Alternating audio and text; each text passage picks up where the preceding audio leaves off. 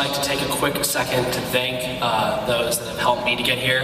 We hear a lot from administrators about our family and friends, and without my mom and dad, and specifically my dad, Mike Dennis, who helped me get to this point, I wouldn't be able to speak in front of you all today.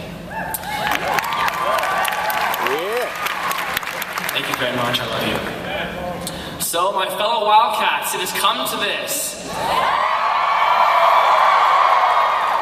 Seems like only yesterday that we were being shepherded through the student union, taught the story of John Button Salmon and singing Bear Down until our faces were blue. When we first came to the UA and saw Old Main, recognizing our part in a legacy since 1885, Arizona's first and best university.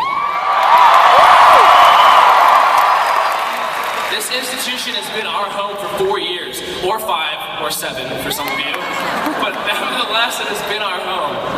So what is our future? Where are we headed? How do we give back to that which has given us so much? I'll never forget the first time I stood in the Zona Zoo. In the chaos of 10,000 screaming voices, I knew then what it meant to be a Wildcat. I remember the Idaho game when it began to pour rain, and despite the announcer telling everyone to leave the stadium because of lightning, no one moved. We got soaked, body paint smeared, but we didn't waver. I tried flipping back through my Facebook timeline to remember everything I've done over the last 4 years, which of course is nothing school related, and I couldn't believe just how much I saw. Remember Highland burritos at 2 a.m. when they were huge and delicious? Remember when the cellar was the cellar and not a bistro? And who can forget Brother Jed, reminding us that pretty much everything we do and have done in college is a sin. Or drifters and vagrants at the library, always there to brighten your day with a sight that instantly scars you for life. I remember midnight movie premieres as we watched a 7-book series end, marking the completion of such a huge part of our childhood. I remember when our community came together after tragedy struck last January the 8th, when Tucson became a symbol of love and support to the entire nation. As a class, we faced the end of an era. The last losing football season, the last time ASU will ever beat us in anything, the end of our esteemed President Sander, and the end of tuition hikes, wink wink. We are the last generation of the old world and the first of the new world, the fusion of the 1990s and the second millennium. Remember dial-up? Because I don't. How about the fact that just a few years ago, people actually had to do their bibliographies by hand instead of using EasyBib? Wait, real quick, can someone take a picture with Instagram and tag me in it?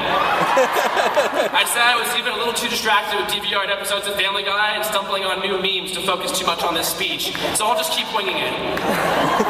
But in all seriousness, we are the youth charged with an incredible burden. The media tells us that we are a generation of underdogs. We are the first generation that is slated to be worse off than our parents, that has been asked to do more with less, that has been held to the higher standards of achievement and given the least amount of resources to see it accomplished. This is it. The moment that future classes of graduating seniors will look at, apprehensive about their own potential, and wonder, how did they do it? I say we will succeed because we already know what to expect. We already know the world isn't perfect. Many of us have lived with hardship already. Our generation exists during a recession that is second only to the Great Depression, during a time when divorce rates are over 50% and higher than ever. Sure, we may be young, but we know that like everything, the world brings with it highs and lows. An incredible Pi Kappa Alpha once told me, there are 2 days that truly matter in your life, when you are born and when you figure out why. So what will happen the next time we set eyes on this institution? What will become of us as we depart on this journey for the rest of our lives? Will we come to Old Main, feel the dryness of Arizona winds, and believe that we have made a difference? I say the moment we stop dreaming is the moment we stop achieving. I say we set our aim up while always being prepared to bear down. That we remember that every time the sun sets, it must also rise. And that the very best of friends, memories, and experiences we have made here have set the foundation of our entire lives. In a world where thoughts are constrained to 140 characters on Twitter, when we actually have to recognize the realities of information overload, where there's an app for everything and nothing at the same time, we must persevere and remain true to ourselves. Take a moment to really soak this all in. Take a moment to close your eyes and know that the journey does not end here. It is only beginning.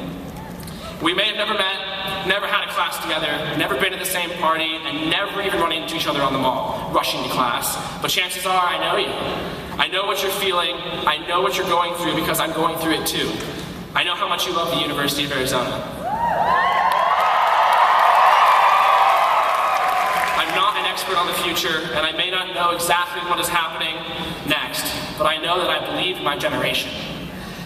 I know that the next time I set my gaze on Old Main, the next time I see a crowd of lethargic 18-year-old freshmen getting herded through orientation, distracted playing Angry Birds in Temple Run, that I will pause for a moment to remember what this experience has truly meant to me. I will remember that we are Wildcats for life, and that years ago, in 2012, that this was our moment. Bear down, Arizona! Bear down!